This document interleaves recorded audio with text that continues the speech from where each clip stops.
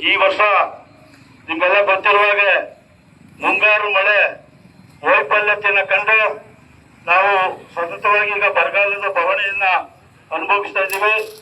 ಈ ಮೊದಲೇ ಏನು ಎಲ್ಲಿನೋ ಅಂತಕ್ಕಂಥ ಸೂಪರ್ ಎಲ್ಲಿನೋ ಅಂತಕ್ಕಂಥ ಒಂದು ಚಂಡಮಾರುತದ ಪ್ರಭಾವ, ಆ ಪ್ರಭಾವದಿಂದ ಈ ಬಾರಿ ಪ್ರಕೃತಿ ಮುನಿದು ಮಳೆ ಕೂಡ ಬರ್ತಾನೆ ಈ ವರ್ಷ ಬರಗಾಲದ ಸೂಚನೆಯನ್ನು ಈಗಾಗಲೇ ಕೊಟ್ಟಾಗಿದೆ. ಈಗಿದ್ದು ಕರ್ನಾಟಕದ ಯಾವುದೇ ಜಲಾಶಯಗಳು ಇದುವರೆಗೆ ನೀರಿಂದ ತುಂಬಿಲ್ಲ. ಹೀಗಿದ್ರೂ ಕೂಡ ವಸ್ತುಸ್ಥಿತಿ ಹೀಗಿದ್ರೂ ಕೂಡ ಕುಡಿಯುವ ನೀರಿಗೆ ಸಮಸ್ಯೆ ಆಗುವಂತ ಸಂದರ್ಭ ಇದ್ರೂ ಕೂಡ ಏನಿವತ್ತು ಕಾವೇರಿ ನೀರು ನಿರ್ವಹಣಾ ಸಮಿತಿ, ಕಾವೇರಿ ಪ್ರಾಧಿಕಾರಗಳು ಇವತ್ತು ತಮಿಳುನಾಡಿಗೆ ಪ್ರತಿನಿತ್ಯ 15,000 ಕ್ಯೂಸೆಕ್ಸ್ನಾಗೆ ಪ್ರತಿನಿತ್ಯ 3,500 ಕ್ಯೂಸೆಕ್ನಾಗೆ 15 ದಿವಸ ನೀರು ಕೊಡಬೇಕು ಅಂತ ಹೇಳಿ ತೀರ್ಮಾನವನ್ನು ಕೊಟ್ಟಿರ್ತಕ್ಕಂಥದ್ದು ಅವೈಜ್ಞಾನಿಕವಾದಂತ ತೀರ್ಮಾನ. ಅಲ್ಲಿಗೆ 15 ದಿವಸಕ್ಕೆ 4.5 TMC ನೀರು ಖಾಲಿ ಆಗ್ತದೆ. ಅಷ್ಟು ನೀರು ಎಲ್ಲಿಂದ ಕೊಡ್ಲಿಕ್ಕೆ ಸಾಧ್ಯ ಅಂತಕ್ಕಂಥ ಪರಿಜ್ಞಾನ ಕೂಡ ಇಲ್ಲ. ವಸ್ತುಸ್ಥಿತಿ ಅವ್ರಿಗೆ ಬರ್ತದೆ, ಆ ಸಮಿತಿಯವ್ರಿಗೆ. ಆದ್ರೂ ಕೂಡ ಈ ತೀರ್ಮಾನ ತಗೊಂಡಿದ್ದಾರೆ. ನಾವು ಮೊದಲು ನಮ್ಗೆ ಬೆಳೆ ಅಂತ ಹೇಳಿ ಈಗಾಗಲೇ ರಾಜ್ಯ ಸರ್ಕಾರ ಹೇಳ್ಬಿಟ್ಟಿದೆ. ಆಯ್ತು, ನಾವಿಲ್ಲಿ ಯಾವ ಒಟ್ಟು ಹಾಕಿಲ್ಲ, ನೀರು ಬಂದಿಲ್ಲ, ಕಾಲುವೆ ನೀರು ಬರ್ತಿಲ್ಲ, ಎಂಥದೂ ಇಲ್ಲ.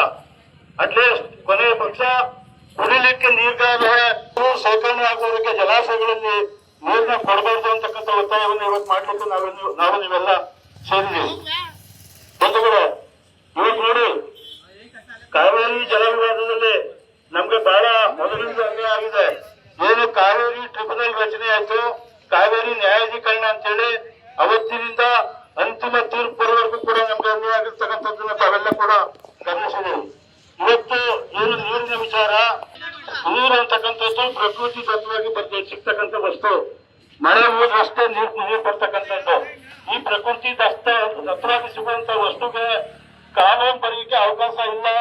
ಈಗ ಹಿಂದೆ ನಮ್ಮ ಪ್ರೊಫೆಸರ್ ನಂಜುಂಡಸ್ವಾಮಿ ಅವರು ಹೇಳ್ತಿದ್ರು, ಪ್ರಪಂಚದ ಬೇರೆ ಬೇರೆ ದೇಶಗಳಲ್ಲಿ ಜಲ ವಿವಾದ ಬಂದಾಗ ಅಂತಾರಾಜ್ಯ ಜಲಮಂಡಳಿಗಳನ್ನ ರಚನೆ ಮಾಡ್ಕೊಂಡು ಆ ಮಂಡಳಿ ಮೂಲಕ ಮಾತುಕತೆ ಮೂಲಕ ಸಂಧಾನದ ಮೂಲಕ ನೀರಿನ ಸಮಸ್ಯೆಯನ್ನು ಬಗೆಹರಿಸ್ಕೊಳ್ತಿದ್ರು ಅಂತ ಹೇಳಿ. ಆದ್ರೆ ಇವತ್ತು ನೋಡಿ ಯಾತಕ್ಕೆ ಅಂದ್ರೆ, ನಾವು ತಮಿಳುನಾಡಿಗೆ ನೀರು ಕೊಡ್ಬೇಕು, ನೋಡಪ್ಪ ಮೊನ್ನೆ ನೀನ್ ಇಷ್ಟೇ ಮಳೆ ಉಳಿಸ್ಬೇಕು ಈ ಸಾರಿ, ತಮಿಳುನಾಡು ನೀರು ತರ್ತಾರೆ ಅಂತ ಹೇಳಕ್ ನಮ್ಗೆ ಅಧಿಕಾರ ಇದೆಯಾ? ಹಾಗಾಗಿ ಇದು ಮಾತುಕತೆ ಮುಖಾಂತರ ಬೇಕಾಗಿತ್ತು. ಆದ್ರೂ ಕೂಡ ಕಾನೂನು ಆಗೋಯ್ತು. ಆಗ್ಲಿ ಕಾನೂನು ವಸ್ತು ಸ್ಥಿತಿ ಅರಿವು ಇರ್ಬೇಕು ನೀರು ಬಿಡ್ಬೇಕಾದ್ರೆ.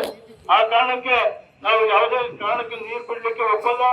ಇವತ್ತು ಕೆಸ್ತೂರ್ ಭಾಗದಲ್ಲಿ ಬೆಳೆ ಬೆಳೀಲಿಕ್ಕೆ ನೀರಿಲ್ಲದೆ ಇರ್ಬೋದು. ಆದ್ರೆ ಇಲ್ಲಿ ಒಂದು ಶಿಂಸಾ ಎಡದಂಡೆ ಮತ್ತು ಬಲದಂಡೆ ನಾಲೆಗಳು ಹರಿತಾವೆ. ಆ ನಾಲೆಗಳಲ್ಲಿ ನೀರು ಬರ್ತಾವೆ. ಅದು ಕೂಡ ಕಾವೇರಿ ನೀರನ್ನೇ ಆಶ್ರಯಿಸಿಕೊಂಡಿರ್ತಕ್ಕಂಥದ್ದು.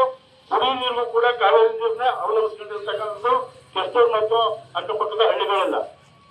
ಹಾಗಾಗಿ ನಾವು ಕೂಡ ಏನು ಶಿಂಸಾ ಎಡದಂಡೆ ಮತ್ತು ಬಲದಂಡೆ ಎರಡೂ ನಾಲಾ ವ್ಯಾಪ್ತಿಯನ್ನ ಬೀಸಿ ನಾಲೆ ಅಚ್ಚುಕಟ್ಟು ವ್ಯಾಪ್ತಿಗೆ ಸೇರಿಸಿ ಅಂತೇಳಿ ಹೋರಾಟ ಕೂಡ ಮಾಡ್ತಾ ಇದ್ದೀವಿ.